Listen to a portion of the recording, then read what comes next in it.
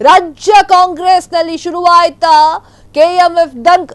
ಕೆಎಂಎಫ್ನ ಮುಂದಿನ ಅಧ್ಯಕ್ಷ ನಾನೇ, ಭೀಮಾ ನಾಯ್ಕ್ ಅಧ್ಯಕ್ಷರಾಗುವ ದಿನವೇ ನನಗೆ ಸಿಎಂ ಡಿಸಿಎಂ ಭರವಸೆಯನ್ನ ಕೊಟ್ಟಿದ್ರು.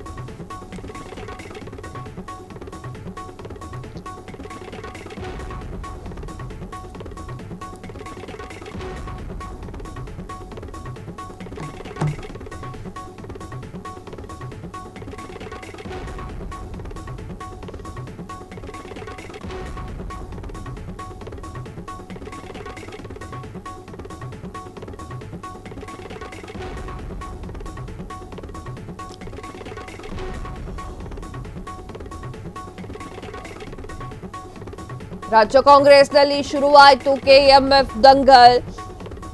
ಕೆಎಂಎಫ್ನ ಮುಂದಿನ ಅಧ್ಯಕ್ಷ ನಾನೇ, ಭೀಮಾ ನಾಯ್ಕ್ ಅಧ್ಯಕ್ಷರಾಗುವ ದಿನವೇ ನನಗೆ ಸಿಎಂ ಡಿಸಿಎಂ ಭರವಸೆಯನ್ನ ಕೊಟ್ಟಿತ್ತು.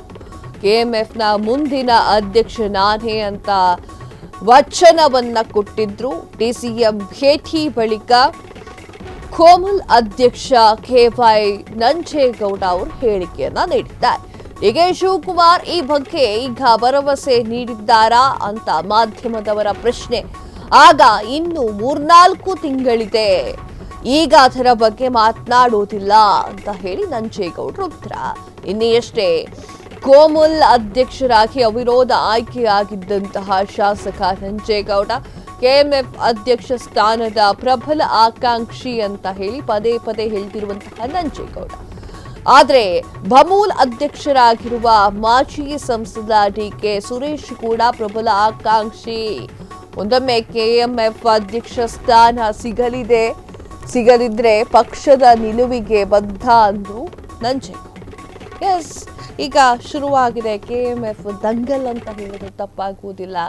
ನಂಜೇಗೌಡರು ಈ ಹಿಂದೆಯೂ ಕೂಡ ಮಾತನಾಡಿದ್ರು. ಸುರ್ಜೇವಾಲಾ ಅವ್ರು ಬಂದಾಗ್ಲೂ ಕೂಡ ನಂಜೇಗೌಡರು ಮಾತನಾಡಿದ್ರು, ಡೈರೆಕ್ಟ್ ಆಗಿ ಹೇಳಿದ್ರು ನನಗೆ ಕೆಎಂಎಫ್ ಅಧ್ಯಕ್ಷ ಸ್ಥಾನ ಕೊಡ್ತೀನಿ ಅಂತ ಹೇಳಿ ಡಿಸಿಎಂ ಹಾಗೂ ಸಿಎಂ ಅವ್ರು ಭರವಸೆ ಕೊಟ್ಟಿದ್ರು. ಆದರೆ ಕೊಟ್ಟಿಲ್ಲ ಎನ್ನುವಂತಹ ವಿಚಾರವನ್ನ ಡೈರೆಕ್ಟ್ ಆಗಿ ಸುರ್ಜೇವಾಲಾ ಅವ್ರ ರಾಜ್ಯಕ್ಕೆ ಏನು ಭೇಟಿ ಕೊಡ್ತಿದ್ರಲ್ಲ ಆ ಒಂದು ಸಮಯದಲ್ಲೇ ಹೇಳಿದ್ರು. ರಾಜ್ಯ ಸರ್ಕಾರದ ಈಗ ರಾಜ್ಯ ಕಾಂಗ್ರೆಸ್ನಲ್ಲಿ ಈಗ ಮತ್ತೆ ಕೆಎಂಎಫ್ ದಂಗಲ್ ಶುರುವಾಗಿದೆ. ಭೀಮಾ ನಾಯ್ಕ್ ಅಧ್ಯಕ್ಷರಾಗಿರುವಂತಹ ದಿನವೇ ನನಗೂ ಕೂಡ ಸಿಎಂ ಡಿಸಿಎಂ ಭರವಸೆಯನ್ನ ನೀಡಿದ್ದಾರೆ ಅಂತ ಹೇಳಿ ಈಗ ಮತ್ತೊಂದು ಬಾಂಬ್ ಅನ್ನ ಸಿಡಿಸಿದ್ದಾರೆ.